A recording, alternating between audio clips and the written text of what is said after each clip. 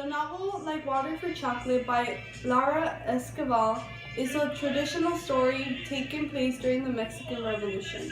It is told by the youngest member of the La Garza family, Esperanza, and it is the story of Tita, who is oppressed by tradition. Her mother, Mama Elena, has always kept the tradition of having the youngest daughter take care of her till death. This creates conflict since that further implies that the youngest daughter cannot marry.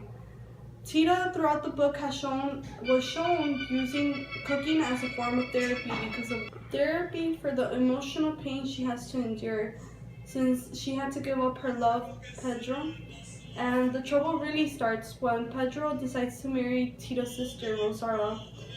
And this is when Tita really shows that she is going to rebel against tradition and the conflict evolves. So why did Mama Elena choose to follow tradition? She had the power to continue the same tradition that has been handed down from generation to generation. The tradition that she was following was that the youngest daughter had to stay unmarried and take care of her to death.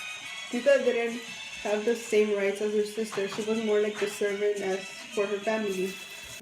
Mama Elena knew that no one from her family was going to rebel against it. Mama didn't want her to feel lonely. Not only that, but the fact that Mama Elena has the satisfaction from having others endure the same problems as her. In this case, Tita was the chosen one.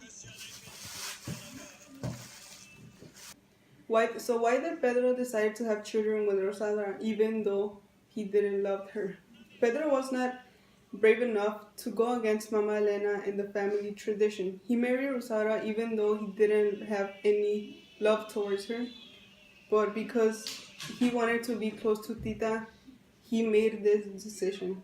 Family is important for the Mexican culture. This means that Pedro needed to have children to create his own family with Rosaura. If Rosaura was going to follow the family tradition, she needed to give birth to a girl. The girl was going to take care of her. Hola, comadre, ¿cómo está? No, pues fíjense que está bien bueno el libro, ¿verdad? La Tita. But why did Pedro choose to marry Rosaura instead of running away with Tita, who was his true love? What the heck? O sea, neta. Well, yo pienso que Pedro chose to marry Rosaura because she thought he was using an effective tactic. Según él, ay, ya ves, todos los viejos son iguales, no. His way of thinking was that by him marrying Rosaura, he could own Tita and have both at the same time. No, pues bien mujeriego. Okay. This ties back to machismo and supremacy. To some extent, this fed Pedro with arrogance because it made him feel like he could own two women at the same time without thinking of the effects on both women. He was only thinking of himself and the euphoria he was gonna feel at the moment. This only caused Tita more trauma and suffering. La pobre se la pasaba llorando y llorando. Pedro was like a tease to her. She could only have him when no one was around, which was almost never.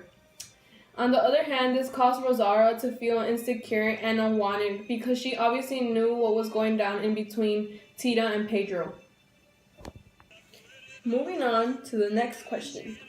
Why were Tita's emotions projected through the food she cooked and onto the people who consumed it? That's kind of weird. Pero bueno. Tita's emotions were projected onto the food that she cooked because she never gave herself the time to relieve them. Siempre andaba bien estresada.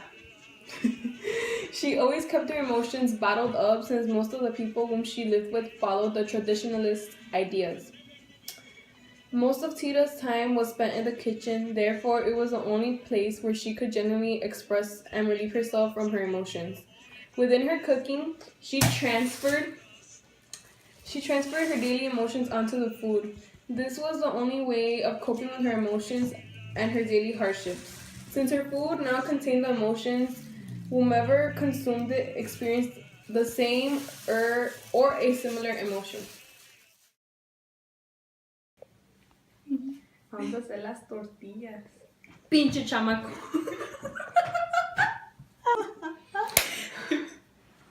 pega el phone to the computer para que no estés like Oh, trembling. chinga.